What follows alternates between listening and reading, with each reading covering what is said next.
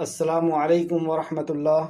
ان الحمد للہ نحمده ونستعینه ونستغفره ونعوذ باللہ من شرور انفسنا ومن سیئات اعمالنا من يهده الله فلا مضل له ومن يضلل فلا هادي له واشهد ان لا اله الا الله واشهد ان محمدا عبده ورسوله اما بعد فإن خير الحديث كتاب الله وخير الهدي هدي محمد صلى الله عليه وعلى آله وسلم وشر الأمور محدثاتها وكل محدثة بدعة وكل بدعة ضلالة وكل ضلالة في النار۔ ہر قسم کی تعریف اور شکر اللہ رب العزت کے لیے لائق اور زیبا ہے، جو ساری کائنات کا ایک و تنہا خالق، مالک، مربی اور منتظم ہے۔ درود و سلام ہو انبیاء اکرام پر، خصوصاً نبی مکرم رحمت للعالمین امام الانبیاء محمد الرسول اللہ صلی اللہ علیہ وسلم پر اور آپ کے اصحاب پر۔ معزز سامعین، آج انشاءاللہ سورہ حج کی آیت نمبر 34 سے کلاس رہے گی۔ اللہ رب العزت سے دعا ہے کہ اللہ رب العزت ہمیں قرآن کو صحیح معنوں میں سمجھنے، اس پہ غور فکر کرنے، اس پر ایمان لانے اور عمل کے ساتھ لوگوں تک پہنچانے کی توفیق عطا فرمائے، آمین۔ اعوذ باللہ من الشیطان الرجیم۔ اے اللہ، ہم تیری پناہ میں آتے ہیں شیطان سے۔ اے اللہ، تو ہمیں شیطان کے مکر و فریب سے بچا لے کہ وہ تیرے کلام سے ہمیں دور کر دے، تیرے دین سے ہمیں دور کر دے۔ اے اللہ، شیطان سے ہم سب کو بچا لے۔ بسم اللہ الرحمن الرحیم۔ اللہ کے نام سے جو بڑا مہربان، بار بار رحم فرمانے والا ہے۔ اس عظیم کام کو کہ ہمارا خالق ہم سے کیا فرماتا ہے، ہمارے لیے کیا احکام و مسائل نازل کیے ہیں، ہمیں کیوں پیدا کیا ہے، اس بات کو اے اللہ ہم تیرے نام سے شروع کرتے ہیں۔ تو رحمان ہے، تو رحیم ہے۔ لفظی ترجمے کے اوپر غور کریں۔ وَلِكُلِّ أُمَّةٍ، اور واسطہ ہر امت کے، جعلنا مقرر کیا ہم نے، اور واسطے ہر امت کے جعلنا مقرر کیا ہم نے، منسکن قربانی کرنا، لیذکروا تاکہ وہ ذکر کرے۔ قربانی ہر امت یا ہر دور میں اللہ رب العزت نے کیا، کیوں؟ تاکہ وہ ذکر کریں اسم اللہ، نام اللہ کا، اللہ اوپر، ما جو، رزقہم اس نے رزق دیا انہیں، جو رزق اللہ رب العزت نے دیا ہے، یعنی جو جانور، اس جانور کو اللہ کے نام سے ذبح کریں۔ من بہیمتی چوپایوں میں سے، انعام مویشیوں کے، فَإِلَٰهُكُمْ إِلَٰهٌ وَاحِدٌ تو لہٰذا تمہارا الہ ہے ایک ہی الہ، یعنی تمہارا معبود ایک ہی معبود ہے۔ فَلَهُ تو اس کے لیے، اسلموا فرما بردار ہو جاؤ، اس مالک کے لیے فرما بردار ہو جاؤ۔ وَبَشِّرِ اور خوشخبری دے دیجئے، فَبَشِّرِ الْمُخْبِتِينَ عاجزی کرنے والوں کو، مخبتین کو۔ تو مخبتین کون؟ الذین وہ لوگ، جو لوگ، اذا جب ذکر اللہ ذکر کیا جاتا ہے اللہ کا، وجلت قلوبہم تو ڈر جاتے ہیں دل ان کے قلوب، والصابرین اور وہ صبر کرنے والے ہیں، علی اس پر، ما جو، اصابہم مصیبت پہنچتی ہے، تو جو مصیبت پہنچتی ہے اس پہ وہ صبر کرتے ہیں۔ والمقیم الصلاۃ اور وہ قائم کرتے ہیں نماز کو، ومما اور اس میں سے جو، رزقناہم رزق دیا ہم نے انہیں، ینفقون وہ خرچ کرتے ہیں۔ آئیں تفسیر کی طرف۔ تفسیر ابن کثیر جلد نمبر 4 صفحہ نمبر 195۔ وَلِكُلِّ أُمَّةٍ اور ہم نے ہر امت کے لیے قربانی مقرر کی۔ تو قربانی پہلے کی امتوں پر بھی تھی، اور قربانی ہمیں آج بھی دوسرے مذاہب میں بھی دیکھنے کو ملتی ہے، لیکن انبیاء کے چلے جانے کے بعد، کچھ سالوں کے بعد، کچھ صدیوں کے بعد، امت کے اندر بگاڑ آیا ہے۔ ہر دور میں ایسے ہی ہوا ہے، یہاں تک کہ کتابوں کو تحریف کر دیا، کتابوں کو بدل دیا۔ جو احکام اچھے نہ لگے اس کو نکال دیے، اور جو احکام اچھے لگتے تھے، جو چیزیں اچھی لگتی تھی، وہ اس کتاب میں داخل کر دیا۔ یہاں تک کہ تورات اور انجیل کا نام تک بدل کر کے اسے اولڈ ٹیسٹامنٹ اور نیو ٹیسٹامنٹ کر دیا، اسے نام اس کا بائبل رکھ دیا، نام تک کو چینج کر دیا۔ تو اندر کیا نہیں چینج کیا ہوگا؟ تو ایسی اللہ کے جو احکامات تھے وہ بدلتے چلے گئے۔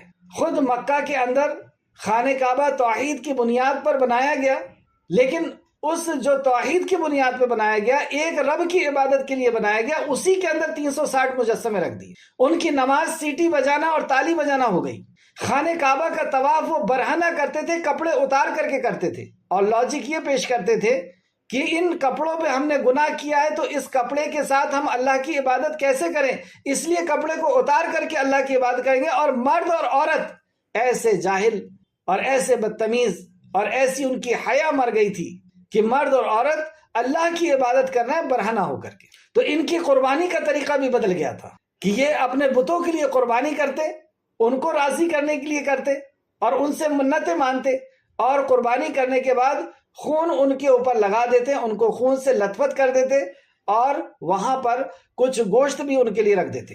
تو اللہ نے فرمایا کہ تمہارا خون اور گوشت اللہ تک نہیں پہنچتا، جو ہم آگے پڑھیں گے۔ تو قربانی کا بھی طریقہ اس قدر بدل گیا کہ غیر اللہ کے نام سے قربانی ہونے لگی، اور بعض مذاہب میں اس قربانی کو استعمال بھی نہیں کرتے۔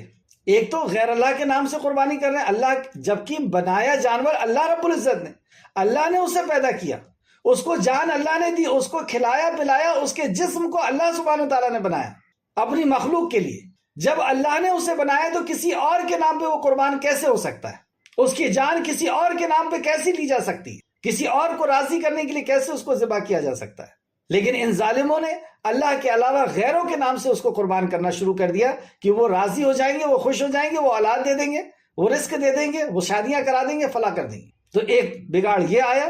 دوسرا یہ آیا کہ اس جانور کو قربان کر کے، اور بعض لوگ بعض مذاہب کے اندر اسے استعمال بھی نہیں کرتے، اس کی جان لے کر کے اس کو وہیں چھوڑ دیتے ہیں، اور قربان بھی کیسے کرتے ہیں؟ جھٹکے سے اس کو مار دیتے ہیں، جس سے اس کو بہت زیادہ تکلیف ہوتی ہے۔ اس کے برعکس اسلام نے اس سے بتایا کہ اس کو اللہ کے نام پر ذبح کیا جائے گا، اور اس کی ایک ایک چیز کو استعمال کیا جائے گا۔ ان غریبوں اور یتیموں اور مسکینوں جن کو سالوں سے کھانے کے لیے نہیں ملا، ان تک اس کو پہنچایا جائے، وہ اس کو استعمال کریں گے۔ اور اسے قربان بھی کیسے کرو گے کہ شہرک کاٹو گے اس کی، وہ خون کی نس جو مین نس ہوتی ہے، اگر وہ ذبح کر دی جائے تو جانور کو تکلیف زیادہ نہیں ہوتی، اس کو ایک بے ہوشی چیز ایسی طاری ہوتی ہے اور جس سے اس کی جان نکل جاتی ہے۔ تو جھٹکے سے اس طریقے سے اس کو بدل دیا گیا۔ بہرحال یہاں پہ اللہ سبحانہ تعالیٰ نے ایک تاریخ بتائی انسانیت کی، کہ انسانیت کے لیے ہم نے نبیوں کے ذریعے سے لوگوں کو قربانی کا حکم دیا تھا، اور نماز کا بھی حکم ہم کو ملتا ہے کہ نبیوں کو دیا گیا، لیکن ان کے وقت، ان کا انداز جو بھی تھا اس وقت کی جو شریعت تھی اس حساب سے تھا۔ اور نماز کے ساتھ اللہ رب العزت نے قربانی کا ذکر کیا، ان صلاتی و نسخی ومحیای ومماتی للہ رب العالمین، میری نماز، میری قربانی، تو جسمانی عبادت، اور پھر یہ جو اپنے سرمائے کے ذریعے سے، دولت کے ذریعے سے اپنے جانور جس کو پال پوس کر کے وہ بڑا کرتے ہیں، جن سے انسیت ہوتی ہے، اس کو وہ اللہ سبحانہ وتعالیٰ کی رضا کے لیے قربان کرتے ہیں، اس کو کھلا پلا کر کے، جس سے کل کی کلاس میں ہم نے پڑھا تھا کہ اس کی عزت کرنا یعنی اس کی تعظیم کرنا یہ ہے کہ اس کو فروا کرنا، کھلا پلا کر کے اس کو تیار کرنا، خوبصورت بنانا، اور پھر اللہ سبحانہ تعالیٰ کے راستے میں اس کو قربان کرنا۔ ایک چیز اور آپ نے دیکھا ہوگا کہ جو قربانی کے جو بکرے ہوا کرتے ہیں، جانور ہوا کرتے ہیں، وہ بڑے خوبصورت نظر آتے ہیں، اسے خوبصورت کیا جاتا ہے، تو ایسی خوبصورت چیز اللہ رب العزت کے راستے میں پھر قربان ہوتی ہے۔ بہرحال یہاں پہ اللہ سبحانہ تعالیٰ نے فرمایا آیت نمبر 34 میں، اور ہم نے ہر امت کے لیے قربانی مقرر کی۔ کیوں قربانی مقرر کی؟ تاکہ وہ ذبح کے وقت ان چوپایوں میں یعنی مویشیوں پر اللہ کا نام ذکر کریں۔ تو قربانی کا مقصد ذبح کرتے وقت اللہ کا نام لینا ہے۔ کیوں اللہ کا نام لینا ہے؟ جو اللہ نے انہیں دیا۔ اللہ اکبر، کیا کلام ہے اللہ کا۔ آپ پھر سے دیکھیں، اور ہم نے ہر امت کے لیے قربانی مقرر کی۔ کیوں مقرر کی؟ تاکہ وہ ذبح کے وقت ان چوپایوں میں اور مویشیوں پر اللہ کا نام پکارے۔ اللہ ہی کا نام کیوں پکارے؟ کسی اور کا نام کیوں نہ پکارے؟ وجہ یہ ہے کہ جو اللہ نے انہیں دیا، یہ جانور اللہ نے دیا ہے۔ تم پوری دنیا مل کر کے ایک جانور بنا کر کے دکھا دو، پورے سائنٹسٹ مل کر کے، اور پورے بت اور اللہ کے علاوہ جن کسی کی بھی عبادت ہوتی ہے، اور پورے جادوگر، تم سب مل کر کے ایک مکھی نہیں بنا سکتے۔ یہ خوبصورت جانور جس کا گوشت تمہاری رگوں کے اندر، تمہارے جسموں کے اندر تازگی کو پیدا کرتا ہے، انرجی کو پیدا کرتا ہے، یہ جانور تم کہاں سے بنا سکتے ہو؟ اس کو کھلا پلا کر کے، کھلایا بھی اللہ نے، آسمان سے بارش اس نے برسایا، زمین میں سے ان کے لیے گھاس اور جو بھی ان کی غذائیت کی چیزیں تھی اللہ سبحانہ تعالیٰ نے اگایا، تو اللہ نے انہیں دیا۔ یہ اللہ کی دی ہوئی چیز ہے، یہ اللہ ہی کا حق ہے کہ اس کے نام پر قربان کی جائے۔ اور پھر اللہ سبحانہ تعالیٰ فرماتا ہے کہ جان لو، کیوں اللہ کے نام پہ قربان کر رہے ہو؟ جان لو فَإِلَٰهُكُمْ إِلَٰهٌ واحد، تمہارا معبود تو ایک ہی معبود ہے، تمہارا الہ تو ایک ہی الہ ہے۔ بتا دو تم کوئی اور الہ جس نے کسی ایک مخلوق کو بھی بنایا ہو، ایک کنکر ایک پتھر ہی بنایا ہو کسی نے، جاندار یا بے جان چیز بنائی ہو کسی نے، تو پیدا اس نے کیا، وہ رب ہے، وہ خالق ہے، تو عبادت کا حقدار بھی وہی ہے، جان لو تم۔ فَإِلَٰهُكُمْ إِلَٰهٌ واحد، تمہارا معبود ایک ہی معبود ہے، لہٰذا تم اسی کے فرمانبرداری کرو، اسی کی فرمانبرداری کرو۔ یہ ہے عبادت کہ تم اس کی فرمانبرداری کرو، وہ تمہارا معبود ہے، اس نے تمہیں پیدا کیا اور ہر مخلوق کو اس نے پیدا کیا۔ اور اگر تم اس حکم کو پورا کرتے ہو، اور جو اس حکم کو پورا کرتا ہے اس کے لیے اللہ سبحانہ تعالیٰ نے حکم دیا نبی مکرم کو، وبشری، اور اسے خوشخبری دے دیجئے، مخبتین، کسے خوشخبری دے دیجئے؟ جو مخبتین ہیں انہیں خوشخبری دے دیجئے۔ مخبتین کون لوگ ہیں؟ جو مطمئن ہے اللہ سبحانہ تعالیٰ سے، جو اللہ کے فیصلے پر راضی ہیں، اللہ کے فیصلے پر راضی رہنے والے ہیں، اپنا سر تسلیم خم کر دینے والے ہیں۔ تفسیر ابن کثیر صفحہ نمبر 196۔ یہ ہے مخبتین۔ مجاہد کہتے ہیں، مجاہد رحمۃ اللہ علیہ کہتے ہیں کہ اس کے معنی مطمئن لوگ ہیں، اللہ کے فیصلے پر راضی رہنے والے اور اس کے سامنے سر جھکا دینے والے لوگ ہیں، یہ ہے وہ مخبتین لوگ۔ اب اصل مخبتین کون ہے؟ اللہ سبحانہ تعالیٰ خود بیان فرماتا ہے آیت نمبر 35 کے اندر، اور یہ ہم سب کو جاننا چاہیے کہ جس کے لیے اللہ رب العزت نے بشارت کی بشارت سنا دی کہ ان مخبتین کو بشارت سنا دیجئے، خوشخبری سنا دیجئے کہ اللہ خالق ان سے راضی ہو گیا اور ان کے لیے ایسی جنت تیار کی ہے کہ نہ کسی آنکھ نے دیکھا، نہ کسی کے دل میں اس کا تصور گزرا ہے، ہمیشہ ہمیش کی زندگی، اور جو تمہارے دل دماغ نے کبھی نہیں سوچا وہ بھی اللہ رب العزت عطا فرمانے والا ہے۔ لیکن کنہیں، کون ہے اس کی، کیا ہے ان کی صفات؟ تو ان کی صفات، وہ الہکم الہ واحد، وہ اللہ ہی کو الہ مانتے ہیں اور اسی کے وہ فرمانبردار ہیں۔ اور وہ لوگ آگے فرمایا الذین اذا ذکر اللہ وجلت قلوبہم، اللہ اکبر، اور وہ لوگ کہ جب اللہ کا ذکر کیا جاتا ہے تو ان کے دل ڈر جاتے ہیں۔ اللہ کا جب ذکر کیا جاتا ہے تو ان کے دل ڈر جاتے ہیں، اور کیوں نہ ڈرے؟ ساری کائنات کا خالق اور مالک، اس کا پیغام سن رہے ہیں، اس کی بات سن رہے ہیں، اس کے احکام و مسائل سن رہے ہیں، اور وہ جو ہمارے لیے نازل ہوئے، فرشتے جیسی مخلوق جو پلک جھپکنے کے برابر بھی نافرمانی اللہ کی نہیں کرتی، اور ہم سے کئی گنا بڑے، جن کی طاقت کا یہ عالم کہ پہاڑ کے فرشتے نبی مکرم سے کہتے ہیں کہ حکم دے دیجئے، دو پہاڑ کے بیچ میں رکھ کر کے ان کو پیس دوں گا، مطلب پورے کے پورے شہر کو پیس کر کے رکھ دوں گا، ایسے بڑے بڑے فرشتے۔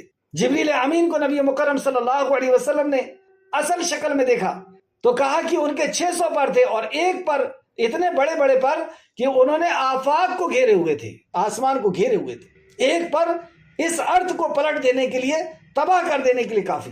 جب فرشتوں کے سامنے خالق کائنات اعلان فرماتا ہے، کوئی حکم فرماتا ہے، کلام فرماتا ہے، تو فرشتوں کا حال یہ ہوتا ہے کہ ان کی گھبراہٹ کی وجہ سے انہیں سمجھ میں نہیں آتا کیا بات ہوئی، گھبراہٹ ایسی طاری ہوتی ہے کہ بے ہوش تک ہو جاتے ہیں، اور جب گھبراہٹ دور ہوتی ہے تو پھر پوچھتے ہیں آپس میں کہ کیا فرمایا تمہارے رب نے۔ دوسری روایت میں آتا ہے کہ جبرائیل علیہ السلام سے پوچھتے ہیں کیا فرمایا رب کعبہ نے، رب الکائنات نے۔ جبرائیل علیہ السلام فرماتے ہیں حق فرمایا، وہ بلند و بالا ہے، اور اس نے بجا فرمایا، حق فرمایا۔ بخاری شریف حدیث نمبر 4800۔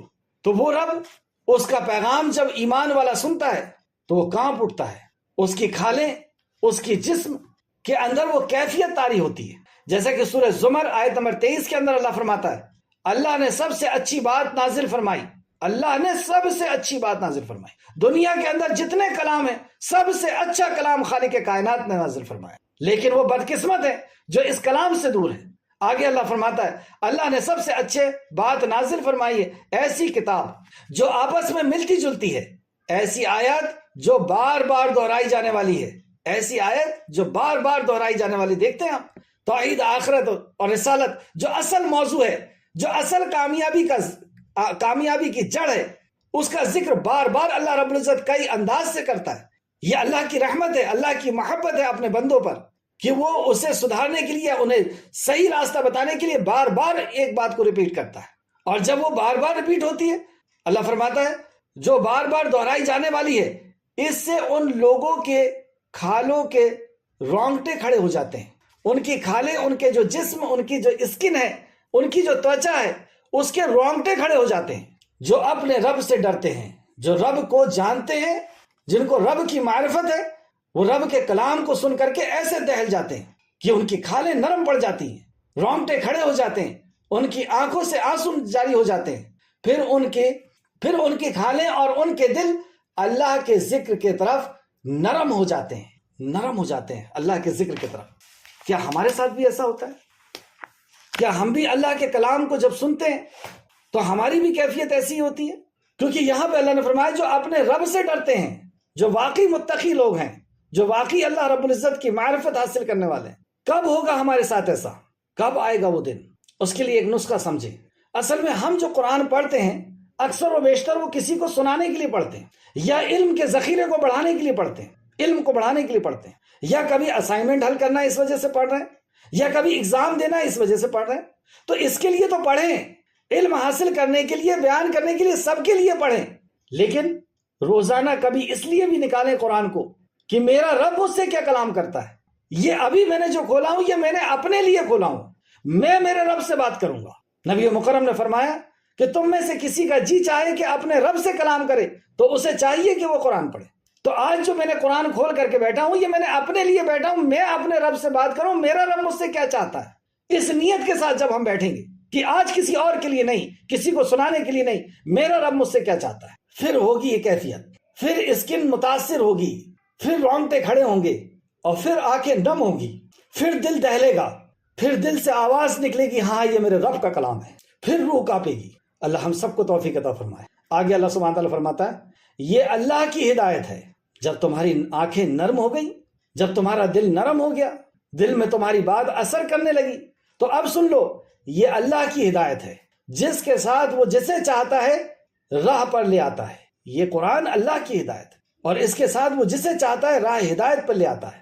جسے اللہ گمراہ کر دے اسے کوئی راہ بتانے والا نہیں۔ دوسرے مقام پہ اللہ فرماتا ہے سورہ انفال آیت نمبر 2، اصل مومن تو وہ ہیں، اللہ اکبر، ہم نے بھی تو اپنے آپ کو مومن سمجھ رکھا ہے، لیکن اللہ فرما رہا ہے کہ سن لو اصل مومن کون ہے۔ نام رکھ لینے سے، اپنے لباس بدل لینے سے، چہرہ بدل لینے سے، مسلمان گھروں میں پیدا ہو جانے سے، مکہ کے اندر جتنے بھی لوگ تھے وہ سب تو مسلمان تھے، دین ابراہیم پر تھے، لیکن پھر کیوں کہا قل یا ایھا الکافرون، کافروں سے کہہ دو۔ اصل میں اصل نہیں تھے، صرف کھالیں تھی، اندر سے جو دل تھا وہ باغی تھا، اللہ کا نافرمان تھا، اللہ کے حق کو پامال کرنے والا تھا، اللہ کے حق کو کسی اور کو دینے والا تھا۔ تو اللہ سبحانہ تعالیٰ سورہ انفال آیت نمبر 2 کے اندر فرماتا ہے اصل مومن تو وہ ہیں کہ جب اللہ کا ذکر کیا جائے تو ان کے دل ڈر جاتے ہیں۔ اللہ اکبر، کیوں نہ ڈرے؟ اس رب کا کلام ہے جو عرش عظیم کا رب ہے، وہ رب جس کی کرسی کا عالم یہ ہے کہ ساتوں زمین و آسمان کو جس نے گھیرے ہوئے، اور وہ کرسی جو اللہ کے قدم رکھنے کی جگہ ہے۔ اللہ اکبر، ایسی عظمت والا رب جو ہر مخلوق کو دیکھ رہا ہے، ہر مخلوق کو سن رہا ہے، اس کی ضرورتوں کو پوری کر رہا ہے۔ وہ رب جو منٹوں کے اندر حکومتوں کو بدل کر کے رکھ دیتا ہے، انسان کو کھڑے ہونے کی اور بولنے کی صلاحیت کو چھین لیتا ہے منٹوں سیکنڈوں کے اندر۔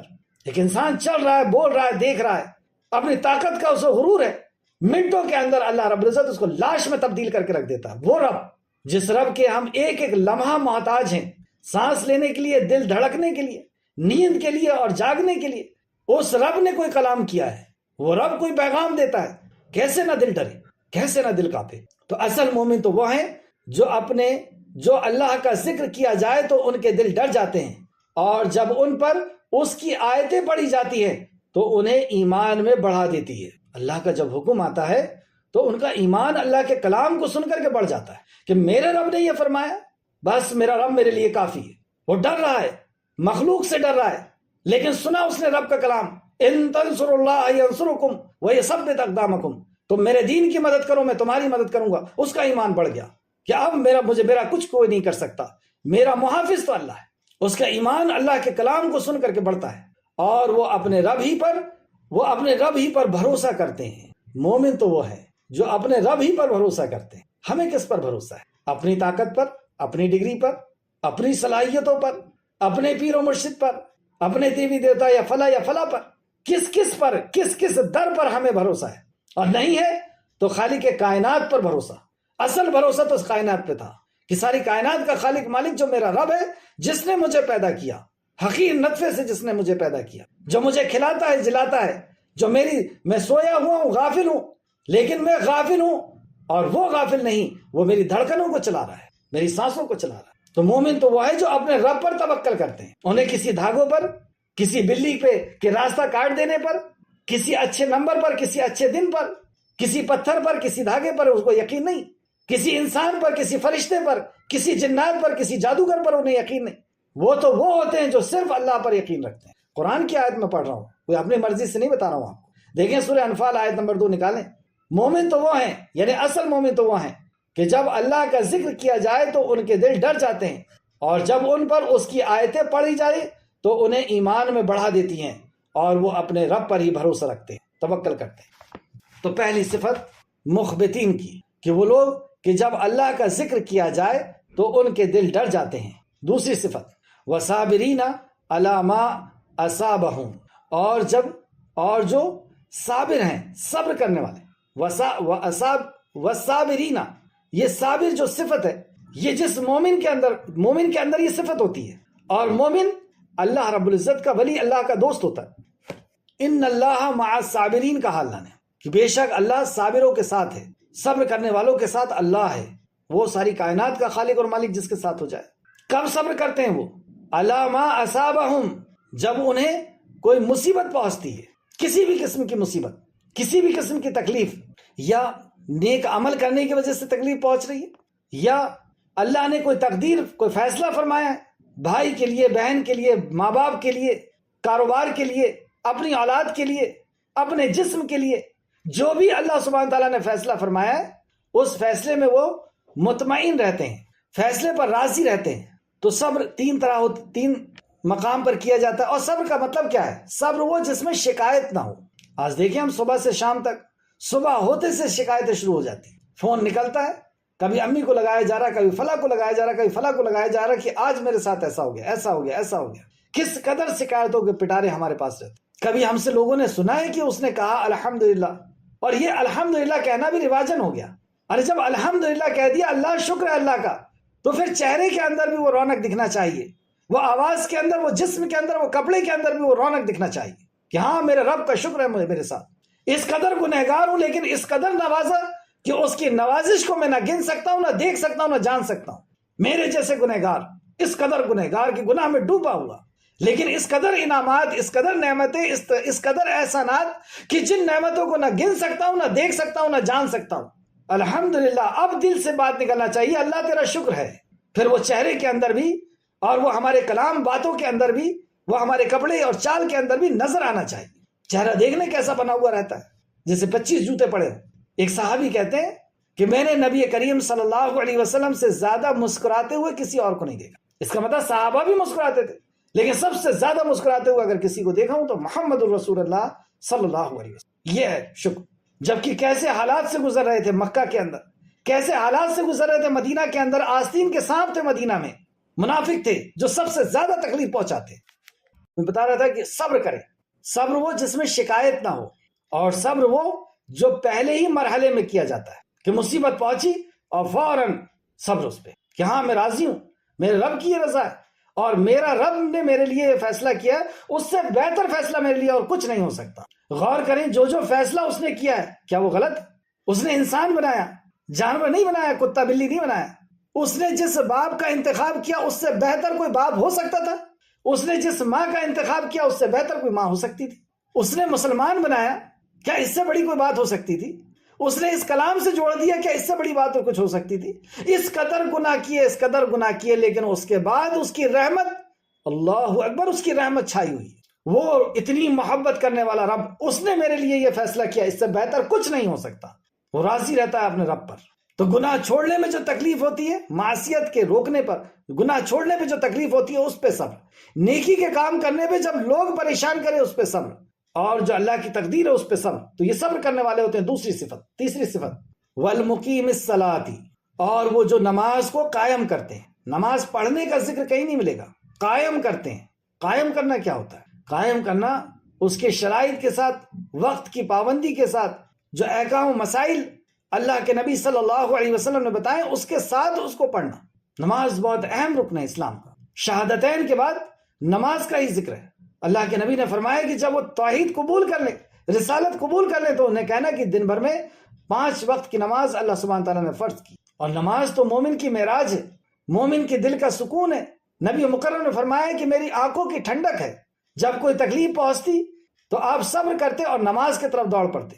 نماز گوئے کہ ساری، کیونکہ اللہ رب العزت کے سامنے بندہ کھڑا ہے، اس کے سامنے سجدہ ریز ہے، اللہ اکبر، اس رب کے سامنے جس کا حکم، اس کا حکم ہی کافی ہے، جو کام وہ کرنا چاہے۔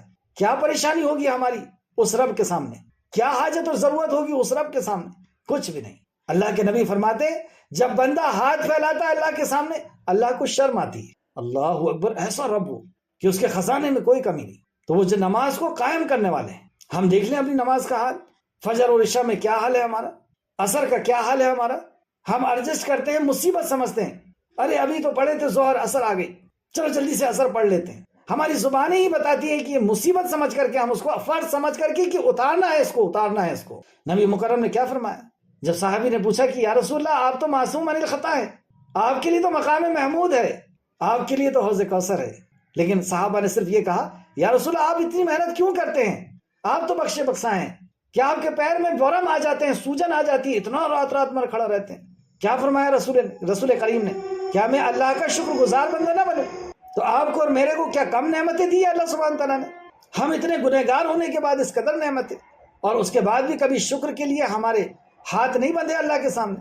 تو ہم نماز کتنی پڑھ رہے ہیں اور کیسی پڑھ رہے ہیں؟ پہلے تو دیکھیں کتنی پڑھ رہے ہیں، وقت کی پابندی کے ساتھ پڑھ رہے ہیں، احکام و مسائل کو سمجھ کر کے پڑھ رہے ہیں، یا رسمن چلا رہا ہے؟ اور پھر پڑھ رہے ہیں تو کیسی پڑھ رہے ہیں، اس میں ہم حاضر بھی رہتے ہیں یا نہیں؟ کہ جب سلام پھیرا، جب ہوش آیا، سورہ فاتحہ پوری ختم ہو گئی، کیا بات کی ہے پتہ نہیں، سجدے کے اندر کیا بات ہوئی پتہ نہیں، کیسی نمازیں ہماری۔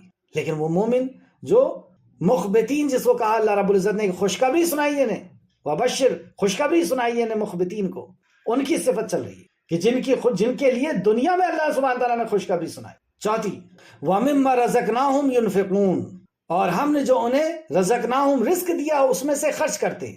جو رزق اللہ نے دیا ہے، یہاں پہ صرف پیسے ہی مراد نہیں، جو بھی رزق اللہ سبحانہ تعالیٰ نے دیا، رزق یعنی زندگی گزارنے کا سامان، تو وہ آنکھیں بھی اللہ کے راستے میں لگاتے ہیں، دماغ بھی لگاتے ہیں، طاقت بھی لگاتے ہیں، دولت بھی لگاتے ہیں، شہرت بھی، ہر چیز وہ اللہ رب العزت، اللہ نے جو دیا وہ اللہ کے راستے میں خرچ کرتے ہیں۔ اللہ ہم سب کے اندر یہ صفات کو پیدا فرما دے اور ہمارے لیے بھی خوشخبری کا فیصلہ فرما دے، آمین یا رب العالمین۔ آیت نمبر 36، اور قربانی کے اونٹ بھی جنہیں ہم نے تمہارے لیے اللہ کے شاعر میں سے بنایا ہے، یعنی یہاں پر قربانی کے احکام و مسائل بیان کیے جا رہے ہیں کہ اونٹ کو بھی قربان کرنا ہے اللہ کے راستے میں، اور وہ اونٹ جو اللہ کے شاعر میں سے بنایا ہے تمہارے، یعنی یہ اللہ کی نشانی ہے۔ اونٹ یہ ریگستان کا جہاز جسے دیکھ کر دماغ عاجز آ جاتا ہے، اونٹ کسی معجزے سے کم نہیں ہے، آپ غور کریں کبھی، اور اللہ نے حکم بھی دیا کہ کیا دیکھا نہیں تم نے اونٹ کو؟ تو اس کی بناوٹ کیسی ہے، ان کے پیر کیوں لمبے ہیں، ان کے گھٹنوں میں ان کے 2 گھٹنے کیوں ہیں، اس کی گردن لمبی کیوں ہے، اس کی پلکیں ایسی کیوں ہیں، اس کا کھانا کانٹے کھاتا ہے، وہ کانٹے، اس کے جبڑے کیسے بنا دیا، اس کے دانت کیسے بنا دیا، اس کا پینا 1 مہینے تک وہ پیاسا رہے، ریگستان کی دھول میں بغیر تکلیف کے وہ چل رہا ہے۔ بے شمار آپ کو اس کے اندر ڈیفرنٹ ملے گا دوسرے جانوروں سے، اور ہر چیز حیران کرے کہ کیسے یہ جانور اپنے آپ بن سکتا ہے، یہ تو ریگستان کے لیے جہاز بنایا گیا ہے، کیسے یہ بن سکتا ہے؟ اس کے اندر کوئی ایک نقص نہیں کہ اتنی تیز گرمی میں چل سکے، تیز گرمی میں بھی چل رہا ہے، سوکھا علاقہ ہے لیکن اس کے باوجود وہ کانٹے کھا کر کے جی لے رہا ہے، پانی نہیں ہے پھر بھی چل رہا ہے، مہینوں کا سفر کر رہا ہے، مہینوں کا سفر کر رہا ہے، 40 کلو اس کے کھانے کی خوراک ہے، لیکن 2 کلو بھی اگر مل رہا ہے تو وہ چل رہا ہے۔ کہاں سے اس کے جسم میں انرجی آ جاتی ہے؟ یہ اپنے آپ نہیں بن سکتا، اور اس کے اندر کوئی نقص نہیں۔ اس کا مطلب یہ ہے کہ اس کا بنانے والا وہ علیم ہے، اس کے علم میں کوئی نقص نہیں، اور اس جانور کو جن جن چیزوں کی ضرورت تھی وہ سب کچھ اس نے دیا، یعنی وہ رحمان ہے۔ اس ریگستان میں اسے کھلاتا ہے، یعنی وہ رزاق ہے، اس کی ضرورتوں کو وہ سنتا ہے اور دیکھتا ہے، وہ بصیر ہے، وہ علیم ہے۔ تو مخلوق پر غور کرنے سے اللہ کی اسماء و صفات پر یقین آتا ہے۔ تو یہاں اللہ سبحانہ وتعالی فرمایا اللہ کے شاعر میں سے بنایا ہے، اللہ کی نشانیوں میں سے بنایا ہے، تمہارے لیے ان میں بہت سی بھلائیاں ہیں، اس جانور کے اندر تمہارے لیے بہت سی بھلائیاں ہیں کہ تمہارے سامان کو ایک جگہ سے دوسری جگہ لے کے جاتا ہے، بھاری بھرکم بوجھوں کو لے کر کے جاتا ہے اس کے، اور لیکن یہاں پہ جو اونٹ کے لیے ذکر کیا جا رہا ہے اس کا ذکر کہ اللہ کے لیے قربان کرو۔ لہٰذا نہر کے وقت جب وہ پاؤں بندھے کھڑا ہو تو تم ان پر اللہ کا نام ذکر کرو۔ تو نہر کیسے کرنا ہے اونٹ کو؟ کہ اس کا پیر بندھا ہوا ہو اور پھر اس کو نہر کرے، پھر اس کو ذبح کرے۔ ایک شخص کو نبی مکرم صلی اللہ علیہ وسلم نے دیکھا کہ یہ بیٹھے ہوئے اونٹ کو نہر کر رہا ہے، تو کہا کہ نہیں، اس کو کھڑا کرو، پیر باندھ کے پھر اس کو نہر کرو۔ تو یہ سنت طریقہ بتایا۔ پھر جب ان کے پہلو زمین پر گر جائے، پھر جب کھڑا تھا وہ نہر ہو گیا، ذبح ہو گیا، اب اس کے پہلو جب زمین پہ گر جائے، یعنی پوری طریقے سے اس کی جان نکل جائے، اب اس کے گوشت کو ہاتھ لگاؤ۔ تو فرمایا تو تم ان کا گوشت کھاؤ اور قناعت پسند اور سوال کرنے والوں کو بھی دو، یعنی مسکینوں کو بھی دو اور فقیروں کو بھی دو، تم بھی کھاؤ، لیکن کب؟ جب وہ گر جائے، جب اس کی جان نکل جائے۔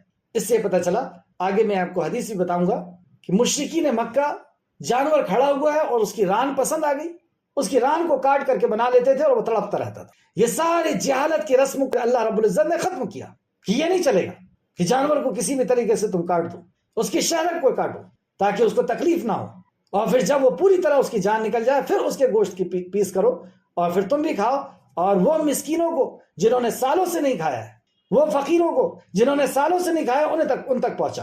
اللہ، اس طرح ہم نے چوپائے تمہارے تابع کر دیے۔ اب یہ جو چوپایا اتنا بڑا جانور بنایا ہے، یہ ہم نے تمہارے تابع کر دیا۔ کیسے تابع کر دیا؟ آپ دیکھیں گے ایک چھوٹا سا بچہ بھی اسے جدھر چاہتا ہے لے جا لیتا ہے، جہاں چاہتا ہے بیٹھال دیتا ہے، اور بیٹھال کر کے کتنا ہی وزن اس کے اوپر رکھ دیتا ہے اور وہ لے کر کے اٹھ جاتا ہے۔ تمہارے تابع کر دیا۔ اب چاہتا کیا اللہ؟ اتنا قیمتی نعمتیں دینے کے بعد کیا چاہتا ہے تو؟ اللہ فرماتا ہے اس طرح ہم نے چوپائے تمہارے تابع کر دیے تاکہ تم شکر کرو، صرف اتنا سے۔ ہاں، نبی مکرم صلی اللہ علیہ وسلم نے فرمایا کہ نعمتوں کا بدلہ صرف شکر ہے۔ جو نعمتیں اللہ سبحانہ تعالیٰ نے تمہیں دی ہے، تم اس کا کیا بدلہ دے سکتے ہو؟ جو آنکھیں ہماری دی ہے، غور کریں، یہ آنکھیں اگر پھوٹ جائیں تو پوری دنیا کو ڈاکٹر مل کر کے آنکھ واپس نہیں کر سکتے، کیا بدلہ دیں گے اس کا؟ پوری زندگی سجدہ ریز رہے تو بھی یہ ایک آنکھ کا بدلہ نہیں ہو سکتا۔ اللہ کی کسی بھی نعمت کا ہم کوئی بدلہ نہیں دے سکتے۔ تو بدلہ کیا ہے اس کا؟ اس کی قیمت کیا رکھا اللہ نے؟ اس کی قیمت رکھا کہ تم شکر الحمدللہ کہہ دو، اللہ تیرا شکر ہے۔ لیکن شیطان نے کیا بولا تھا کہ اللہ تو اکثر کو ناشکرا پائے گا، دے گا تو نعمت، لیکن وہ کہے گا مجھے فلاں نے دیا، فلاں دربار سے ملا، فلاں پتھر سے ملا، فلاں پیڑ سے ملا، میری طاقت تھی، میری صلاحیت تھی، میری ڈگری تھی، دے گا تو نعمت، شکر یہ کسی اور کا ادا کرے۔ اور اسی کو اللہ نے کفر کہا، لئن شکرتم لازیدنکم، اگر تم شکر کرو گے تو اور دوں گا، وعدہ اللہ سبحانہ تعالیٰ کا۔ اگر ہم اپنی نعمت کو بچانا چاہتے ہیں، بڑھانا چاہتے ہیں، تو اللہ کا شکر کرنا ہو۔ اور وَإِن كَفَرْتُمْ، اور جس نے کفر کیا، ناشکری نہیں کہا، کفر کہا، کیونکہ اللہ نے دیا ہے اور کسی اور کو شکر ادا کر رہے ہیں کہ ان کی دین ہے، فلاں جگہ کی دین ہے، ان کی نگاہیں کرم ہیں، ان کے آستانے سے بات بن گئی۔ استغفر، اتنی بڑی غداری کہ دینے والا اللہ، لیکن شکر کسی اور کو ادا کیا جا رہا۔ تو اللہ رب العزت نے یہاں فرمایا اس طرح ہم نے چوپائے تمہارے تابع کر دیے تاکہ تم شکر کرو۔ قربانی کے آداب و مسائل۔ نمبر 1، اونٹ یا بڑے جانور میں حصے کے تعلق سے ایک حدیث سماعت فرمایا۔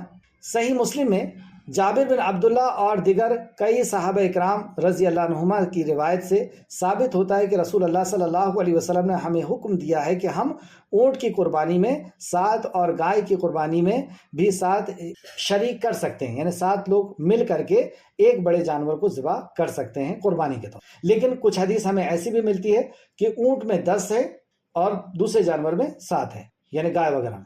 تو اونٹ میں 10 ہیں تو علماء یہ فرماتے ہیں کہ جس میں 7 کا ذکر ہے وہ جب حج کرنے جب جاتے ہیں اس کے تعلق سے۔ بہرحال جب بھی کوئی ایسا موقع ہے تو اس پہ تحقیق کریں۔ دوسرا، جانور ذبح کرتے وقت مسنون دعا پڑھیں۔ مسنون دعا کی کتابوں میں آپ کو مل جائے گی، 3 یا 4 دعائیں ہیں، 5 دعائیں ہیں، ان میں سے کوئی بھی پڑھ سکتے ہیں۔ جیسے ایک میں یہاں پہ آپ کو پڑھ کر کے سنا رہا ہوں، بسم اللہ، اللہ کے نام سے، واللہ اکبر، اور اللہ سب سے بڑا ہے، بسم اللہ اللہ کے نام سے، واللہ اکبر، اللہ سب سے بڑا ہے، لا الہ الا اللہ، نہیں کوئی معبود سوائے اللہ کے، اللہم منکا ولکا، اے اللہ یہ قربانی تیری ہی طرف سے ہے اور تیرے ہی لیے ہے، مطلب یہ جو جانور ہے یہ تیرے طرف سے ہمیں ملا اللہ، کسی اور کی طرف سے نہیں، اور یہ تیرے ہی لیے ہے، مطلب تیرے ہی نام پہ یہ قربان ہے، بسم اللہ اللہ اکبر۔ اسے مستدرک حاکم نے روایت کیا، جلد نمبر 2 صفحہ نمبر 389 اور حدیث نمبر 3466۔ اور بھی کئی کتابوں میں یہ آپ کو جو ہے حدیث کے حوالہ مل جائے گا. تفسیر ابن کثیر جلد نمبر 4 صفحہ نمبر 198 198. تیسرا مسئلہ، ذبح کرتے وقت چھری تیز ہو.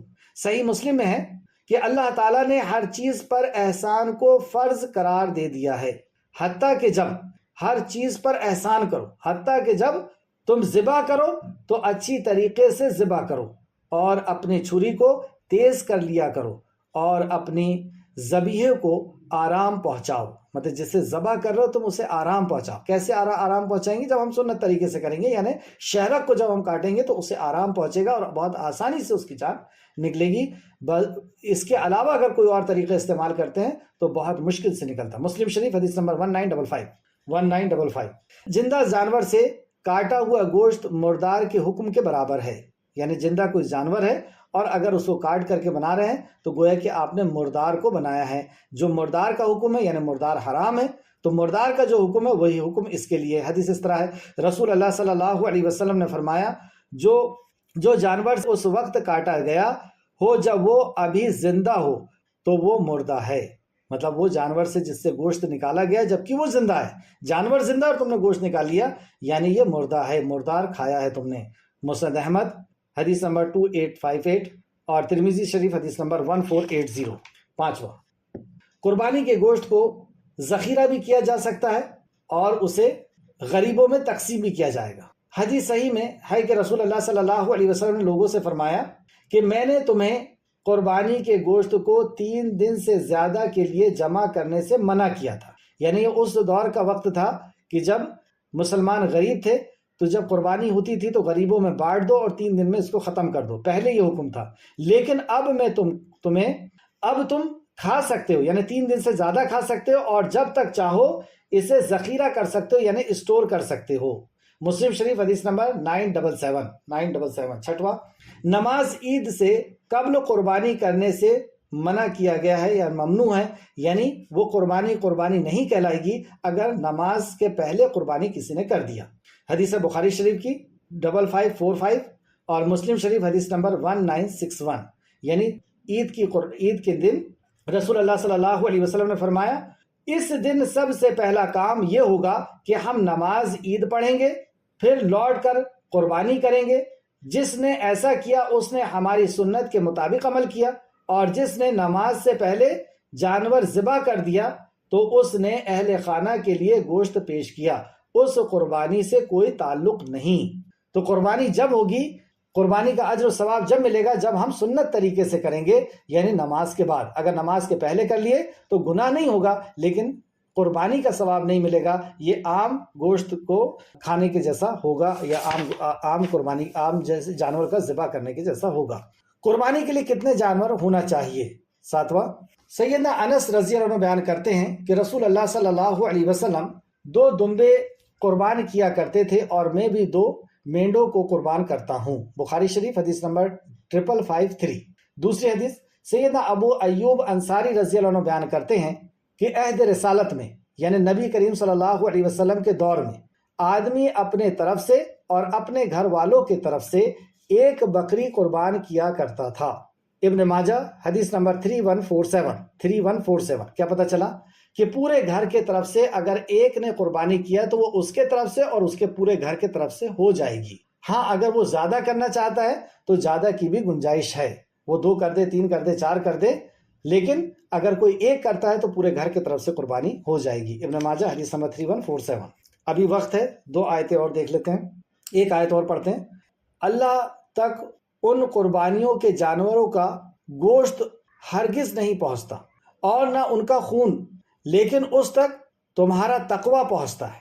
اس طرح اس نے ان چیزوں کو تمہارے تابع کر دیا تاکہ تم اس پر اللہ کی بڑائی بیان کرو کہ اس نے تمہیں ہدایت دی اور نیکی کرنے والوں کو بشارت دے دیجیے. تو اللہ تک جو ہم قربانی کر رہے ہیں اس کا خون اور گوشت نہیں پہنچتا، کیونکہ مشرکین مکہ قربانی کرنے کے بعد ایک تو بت کے نام سے قربانی کرتے اور جس بت کے نام سے قربانی کرتے اس کے اوپر خون ڈال دیتے، لت پت کر دیتے اس کو اور وہیں پہ گوشت رکھ دیتے. اسی طریقے سے مشرکین مکہ خانہ کعبہ میں بھی گوشت رکھ دیتے اور خانہ کعبہ میں بھی گوشت جو ہے اس میں خون بہا دیتے. تو کچھ لوگوں نے کہا یا رسول اللہ کیا ہم بھی خون کو چھڑک دیں خانہ کعبہ میں؟ تو اللہ سبحانہ تعالیٰ نے یہ آیت نازل فرمائی، صفحہ نمبر 202، یہ اس کا شان نزول ہے کہ اللہ کے پاس تمہارا خون اور گوشت نہیں پہنچتا، تو پھر کیوں کروا رہا اللہ سبحانہ تعالیٰ تو قربانی؟ یہ قربانی کے پیچھے کیا راز ہے تیرا؟ تو اللہ رب العزت نے بتایا تمہارے دلوں کا تقویٰ، کہ تمہارا کتنا اخلاص ہے، کتنا اللہ کو ڈر ہے۔ اور قربانی کرتے وقت ہم سوچیں کہ یہ سنت آئی کہاں سے، یہ طریقہ آیا کہاں سے؟ سیدنا ابراہیم علیہ السلام کیا قربان کیا تھا انہوں نے؟ اللہ نے حکم دیا، اور حکم بھی کیسا؟ صرف خواب دکھا کر کے۔ آپشن تھا ابراہیم علیہ السلام کے پاس کہ میرے پاس جبرائیل نہیں آئے، ڈائریکٹ کوئی وحی نہیں آئی، یہ تو خواب تھا۔ لیکن آپ جانتے تھے کہ یہ نبی کا خواب ہے، نبی کا خواب بھی وحی ہوتی ہے۔ بیٹے سے پوچھتے ہیں کہ میں نے ایک خواب دیکھا ہوں، بیٹا کہتا ہے کہ یہ خواب نبی کا خواب ہے، اس کو سچ کر دکھائیے، یہ اللہ کا حکم ہے۔ یعنی بیٹے کی بھی تربیت کیسی کی ان کی ماں نے، حضرت حاجرہ علیہ السلام نے۔ یہ جو مکہ اتنا خوبصورت نظر آ رہا ہے یہ ایسے ہی نہیں سنور گیا، اس کے پیچھے قربانیاں ہیں۔ جب کوئی بلڈنگ نظر آتی ہے اس کے پیچھے اس کی کوئی نیو ہوتی ہے۔ تو اتنا خوبصورت شہر کہ ہر دل تڑپتا ہے وہاں جانے کے لیے، اس کے پیچھے بڑی بڑی قربانیاں ہیں۔ اللہ نے کہا ایسے ذی زرن وادی میں لے جا کر کے اپنی بیٹی، اپنی بیوی اور بچے کو چھوڑ دو جو غیر ذی زرن وادی ہے، جہاں کوئی پتا نہیں، جہاں کوئی پرندہ نہیں، جہاں کوئی جانور نہیں، جہاں پانی کا نام و نشان نہیں، جہاں پیڑ و پودوں کا نام و نشان نہیں۔ ایسی جگہ کو ڈھونڈو۔ ڈھونڈتے ڈھونڈتے ڈھونڈتے ڈھونڈتے وہ ایک ایسی جگہ ملی جہاں پہ میلوں دور تک پانی کا نام و نشان نہیں تھا، کسی پرندے کا نام و نشان نہیں تھا، کسی پیڑ کا نام و نشان نہیں تھا۔ ابراہیم نے سمجھ لیا کہ ہاں یہی وہ جگہ ہے جہاں میرے رب نے مجھے اپنی اولاد کو اکلوتا بیٹا بڑھاپے میں ملا ہے۔ بہت ساری امیدیں تھیں کہ میری اس توحید کے مشن کو آگے پہنچائے گا، لیکن رب کا حکم ہے، رب کا حکم ہے، لے جا کر کے چھوڑ دیا۔ چھوڑ کر کے واپس آ گئے، وقت نہیں ہے نہیں تو میں آپ کو پورا واقعہ سناتا۔ لوٹ کر کے واپس آ گئے، پھر اللہ خواب دکھا رہا ہے کہ جاؤ ذبح کرو اسے۔ یعنی مطلب یہ ہوا کہ جسے ریگستان ختم نہ کر سکا، اس ابراہیم اپنے ہاتھ سے اس کو ذبح کر کے آؤ۔ اللہ کا حکم تھا، پہنچ گئے، بیٹے کو دیکھا، پہچان گئے کہ یہی ہے۔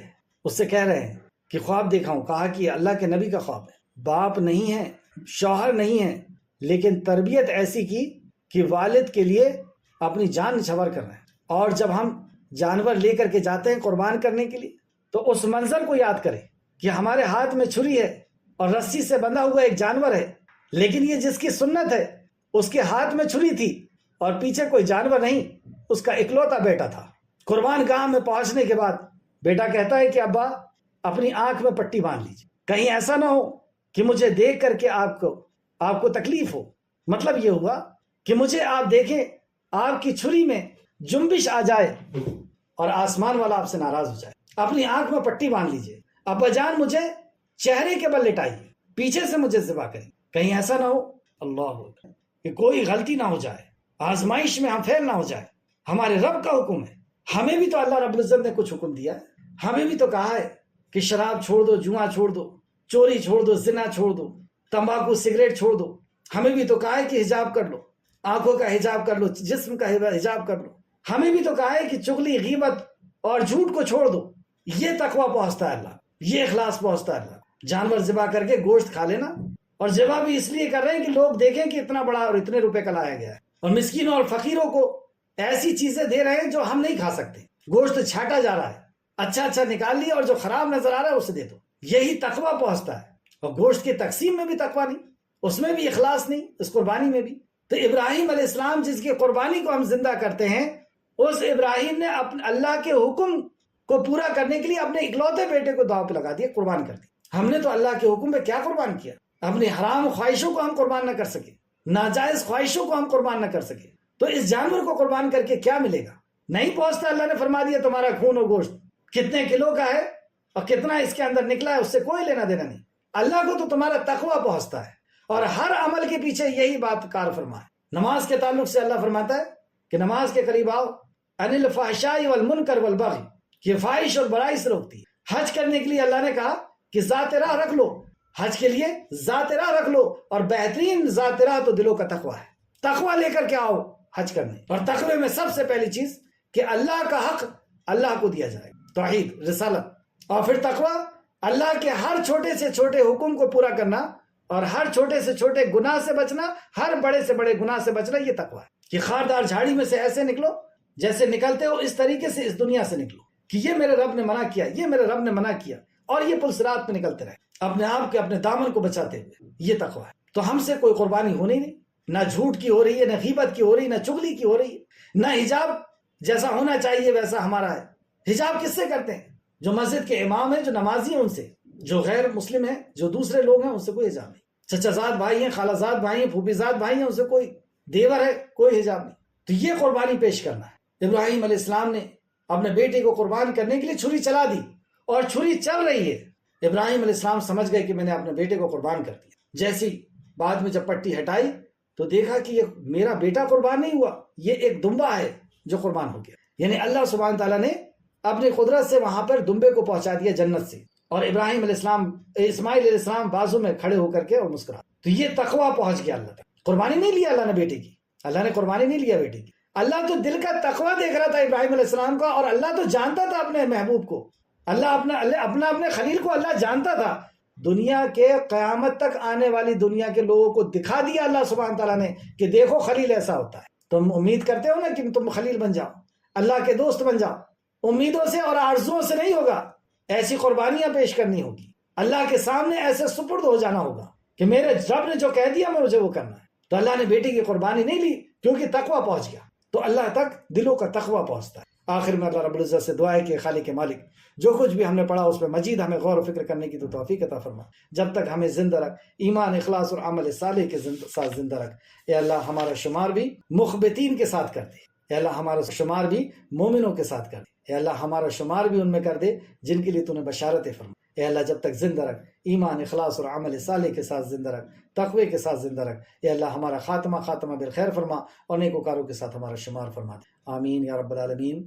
اللهم صل على محمد وعلى آل محمد كما صليت على إبراهيم وعلى آل إبراهيم إنك حميد مجيد. اللهم بارك على محمد وعلى آل محمد كما باركت على إبراهيم وعلى آل إبراهيم إنك حميد مجيد. آمين. السلام علیکم ورحمۃ اللہ وبرکاتہ.